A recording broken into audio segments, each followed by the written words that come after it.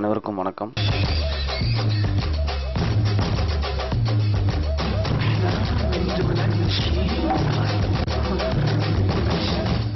பொண்ணுங்களை பத்தி உனக்கு தெரியலடா. அவளுங்க பின்னாடி எவனும் சுத்தாத வரைக்கும் காஞ்சி போன தலையோட கிழிஞ்சு போன பேக மாட்டுன்னு சுத்துவாளுங்க. அதே எவனாவது அவளுங்க பின்னாடி சுத்துறான்னு தெரிஞ்சதுன்னு வச்சுக்கா.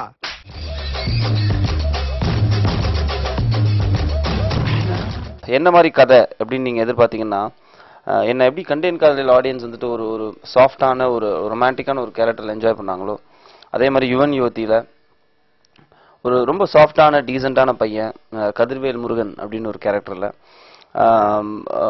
படத்தில் ரொம்ப என்னோட கேரக்டரைசேஷன்ஸில் ரொம்ப காம்ப்ளிகேஷன்ஸ் இருக்குது. அது ரொம்ப சிம்பிளான கேரக்டர். கண்டென்ட் காதல் மாதிரி ஒரு அழகான ஒரு லவர் பாய் ஃபேமிலி என்டர்டெய்னர்னு சொல்லலாம்.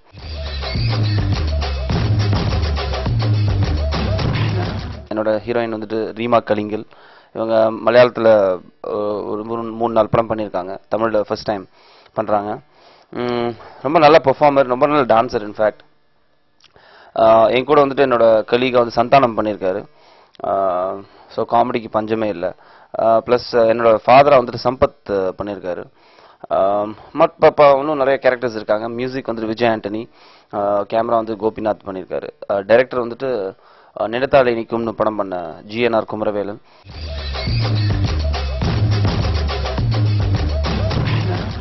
ரொம்ப ரொம்ப சாஃப்டான ஸ்கிரிப்டுங்க. ஒரு ஒரு அப்பாக்கும் பிள்ளைக்கும் நடக்கிற ஒரு சின்ன சின்ன விஷயங்கள். கிராமத்திலே பிறந்து கிராமத்திலே வளரணும்னு நினைக்கக்கூடிய ஒரு, தன்னோட புள்ள கிராமத்தில் பிறந்து கிராமத்திலே வளர்ந்து அங்கேயே செட்டில் ஆகணும்னு நினைக்கக்கூடிய ஒரு அப்பா.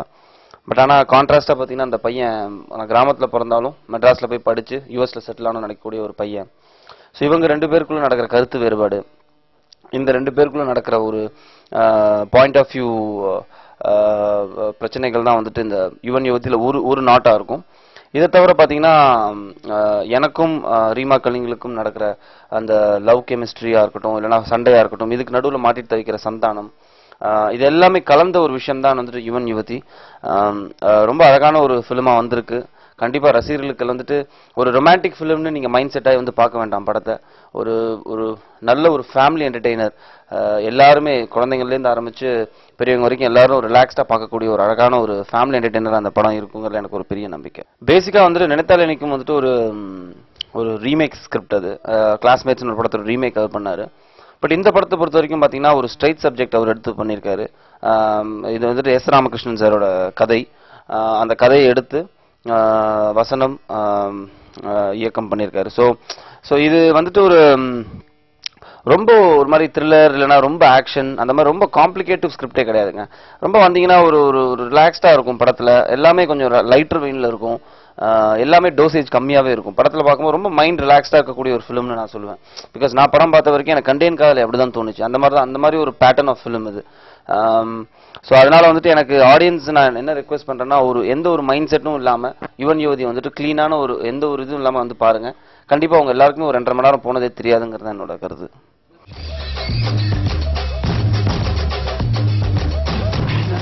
ஃபர்ஸ்ட் ஆஃப் ஃபிலிம் பார்த்தீங்கன்னா ஃபுல்லாக பொள்ளாச்சி, உசிலம்பட்டி, மெட்ராஸில் எடுத்திருப்போம்.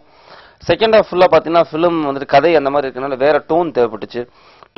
ஃபுல் ஃபிலிம் பார்த்தீங்கன்னா நாங்கள் செஷல்ஸ் அப்படின்னு ஒரு தீவில் ஷூட் பண்ணோம். செஷல்ஸ் எங்கே இருக்குன்னா சவுத் ஆஃப்ரிக்காவுக்கும் மொரிஷியஸ்க்கும் நடுவில் இருக்கிற ஒரு தீவு. கிட்டத்தட்ட அங்கே ஒரு 20 நாள் ஷூட் பண்ணோம். சவுத் ஆஃப்ரிக்காவில் ஒரு 10 நாள் ஷூட் பண்ணோம். அதுக்கப்புறம் சாங்க்கு மலேசியா, சிங்கப்பூர் போனோம். ஸோ இப்படி மல்டி லொக்கேஷன்ஸ் தேவைப்படுது. ஏன்னா செகண்ட் ஹாஃபில் வந்துட்டு கதை வந்துட்டு டோட்டலாகவே மெட்ராஸ்லேருந்து தாண்டி போகிற ஒரு விஷயம் ஒன்று. ரெண்டாவது விஷுவலாக சில சேஞ்சஸ் தேவைப்படுது ஃபர்ஸ்ட் ஹாஃப்க்கும் செகண்ட் ஹாஃப்க்கும். ஸோ அந்த சேஞ்சஸ்க்கான காரணம் தான் இந்த Seychelles, south Africa, Malaysia, Singapore. இதில் செஷல்ஸ் பற்றி ஹைலைட் சொல்லணும்னா, டைரக்டருக்கும் கேமராமேனுக்கும் தான் ரொம்ப ரெஸ்பான்சிபிளான ஜாப். என்னன்னா ஒரு சின்ன ஐலாண்டு, அந்த சின்ன ஐலாண்டுக்குள்ள நிறைய விஷயங்கள் பார்த்தீங்கன்னா லொகேஷன்ஸ் வந்துட்டு ஒரு பிளாக்குக்கும் இன்னொரு பிளாக்கும் வேரியேஷன் காட்டணும். ரெண்டாவது நிறைய விஷயங்கள் வெர்ஜின் ஐலாண்ட்ஸ் நிறையவே இருக்கு, ஃப்ரெஷ்ஷான ஐலாண்ட்ஸ், அதெல்லாத்தையும் கண்டுபிடிச்சு பிளாக் வைக்கணும். ஸோ இவ்வளோ சேலஞ்ச் இருந்தது டைரக்டருக்கும் கேமராமேனுக்கும். I think I was really happy. படம் பார்த்தோன்னே அந்த விஷுவல்ஸ் எல்லாம் பார்த்தோன்னே ரொம்ப சந்தோஷமா இருந்தது. என்னன்னா ரொம்ப ரொம்ப கிளாஸியா இருந்தது ஃபிலிம். சினிமாட்டோகிராஃபி ரொம்ப கிளாஸியா இருந்தது. That is what is needed. I think producers also ரொம்ப கோஆப்ரேட் பண்ணாங்க. ஏன்னா நிறைய ஷார்ட்ஸ் கிட்டத்தட்ட எங்களுக்கு 2 days ஆச்சு. கிட்டத்தட்ட ஒரு ஃபுல் செஷல்ஸ் எஸ்டாப்ளிஷ் பண்ணுறது, ஹெலிகாப்டரில் எஸ்டாப்ளிஷ் பண்ணோம். ஹெலிகாப்டரில் வந்து ஃபுல்லாக கடலெல்லாம் கவர் பண்ணி ஒரு ஃபுல் செஷல்ஸை கவர் பண்ணுறதுக்கு ஒரு 2 days எங்களுக்கு ஹெலிகாப்டர் ஷாட்ஸ் தேவைப்பட்டது. I think producers were also really cooperative. இதில் ஓ மை ஏஞ்சல்னு ஒரு சாங் எடுக்கும்போது தான் எனக்கு நடு கடலில் என்னை இறக்கி விட்டுட்டாங்க. ஆக்சுவலாக ஹெலிகாப்டரில் போயிருந்தேன்னா ஹெலிகாப்டரில் மேலேருந்து பார்க்கும்போது வந்துட்டு ஒரு பெரிய பாறை தெரிஞ்சுது. கீழே வந்து இறக்கி விட்டு அந்த பாறையில் நின்றுக்கலாம் அப்படின்னு நினச்சி கீழே போனதுக்கப்புறம் தான் தெரிஞ்சது அந்த பாறை வந்துட்டு ரொம்ப தின்னான பாறை. அதில் வந்துட்டு நிற்கணும்னா பேலன்ஸ் பயங்கரமாக இருக்கணும். சுற்றி வந்துட்டு 100 அடி கடல். ஸோ இதில் எப்படி நிற்க போகிறோங்கிற ஒரு சேலஞ்ச். பட் என்னன்னு தெரியல, திடீர்னு எனக்கு ஏதோ ஒன்று டக்குன்னு பண்ணிடலாம் அப்படின்னு தோணி ஒரு தைரியம் உள்ள இறங்கிட்டு ஹெலிகாப்டர் போனதுக்கப்புறம் தான் ரியலைஸ் பண்ணேன் அந்த பாறை ரொம்ப தின்னான பாறை. அதில் வந்து நம்ம காலை வச்சுட்டு ரொம்ப கான்சன்ட்ரேட் பண்ணி பேலன்ஸ் பண்ணி நிற்கணும். இல்லைனா விழுந்தோம்னா 100 feet வரும். ஹெலிகாப்டர் வந்து ரெஸ்கியூ பண்ணுறதுக்குள்ளே உள்ளே போயிடுவோம். ரெண்டாவது என்ன, எனக்கு ஸ்விம்மிங் தெரியாது. ஸோ இதெல்லாம் தாண்டி நம்ம எப்படி பண்ண போகிறோம்னு தெரியல. எனக்கு இப்போ படம் பார்க்கும்போது தான் எனக்கு அந்த ஃபியர், அந்த பயம் வரும் எனக்கு. But all is well ends well. So அதனால் நல்லபடியாக முடிஞ்ச அந்த ஷாட்டு. பட் ரொம்ப ரிஸ்கான ஷாட் அந்த படத்தில். நீங்கள் படம் பார்க்கும்போது தெரியும் அந்த ஓ மை ஏஞ்சல் சாங்கில்.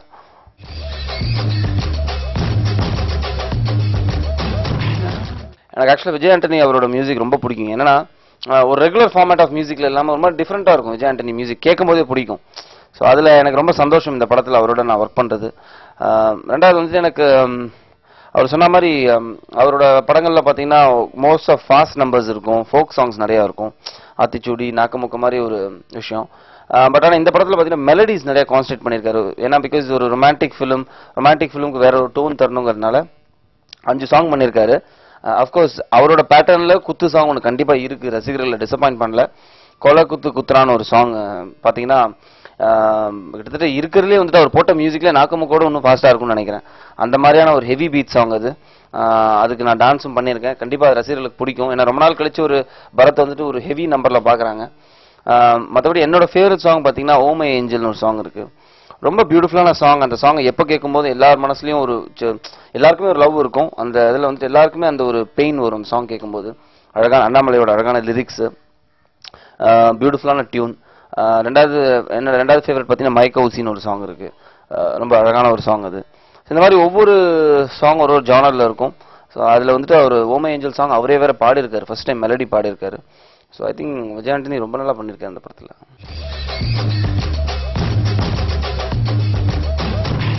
படத்தில் ஆக்சுவலாக பார்த்தீங்கன்னா 2 பேரும் ஊர்க்கார பசங்க. உசிலம்பட்டிலேன்னு வந்து இங்கே மெட்ராஸில் ஒரு வீடு எடுத்து வேலை செஞ்சுட்டு தங்கிட்டு இருக்கிற பசங்க. ஸோ அவருக்கு எப்போவுமே ஊர் சைடில் நாட்டம் இருக்கும். எப்போவுமே வந்து வாடா திருப்பி உசிலம்பட்டி போயிடலாம் அப்படிம்பாரு. பட் அப்படியே கான்ட்ராஸ்டாக நான் பார்த்தீங்கன்னா என்ன பாடுறா, நான் உசிலம்பட்டிக்கார மாதிரியா இருக்கேன், நான் ஏன்டா அங்கே வரணும் அப்படின்னு சொல்லக்கூடிய ஒரு கேரக்டர். ஸோ எங்கள் 2 பேருக்குள்ளேயுமே ஒரு சின்ன கான்ட்ராஸ்ட் இருக்கும். ஸோ அவரோட காமெடிஸ் பார்த்தீங்கன்னா ரொம்ப ஸ்லாப்ஸ்டிக்காக இருக்கும், கதையோட ஒண்டி இருக்கும், எதுவுமே வந்து ட்ராக்காகவே இருக்காது. அதில் ஒரு எக்ஸாம்பிள் தான் நாங்கள் ட்ரெய்லரில் இப்போ சச்சின் டெண்டுல்கர் கொச்சினில் போய் செட்டில் ஆனாலும் அவர் கொச்சின் டெண்டுல்கர்னு கூப்பிட மாட்டாங்க, சச்சின் டெண்டுல்கர் தான் கூப்பிடுவாங்க. ஸோ இந்த மாதிரியான சின்ன ஸ்லாப்ஸ்டிக்கான விஷயங்கள் நிறையாவே படத்தில் இருக்குது. ஸோ ஐ திங்க் சந்தானமோட காமெடி வந்துட்டு ரொம்ப யதார்த்தமாக இருக்கும் இந்த படத்தில். எல்லா படத்துலையுமே அவர் வந்துட்டு பார்த்தீங்கன்னா ரொம்ப அழகாக பண்ணுவார். பட் இந்த படத்தில் ரொம்ப யதார்த்தமாக இருக்கும். அந்த மொமெண்ட்ரிக்கு படம் பார்க்கும்போது ரொம்ப சிரிக்க தோணும், ரசிக்க தோணும். ஐ திங்க் ரொம்ப நல்ல ஒர்க் அவுட்டாக இருக்கு எங்கள் 2 பேரோட காம்பினேஷன்.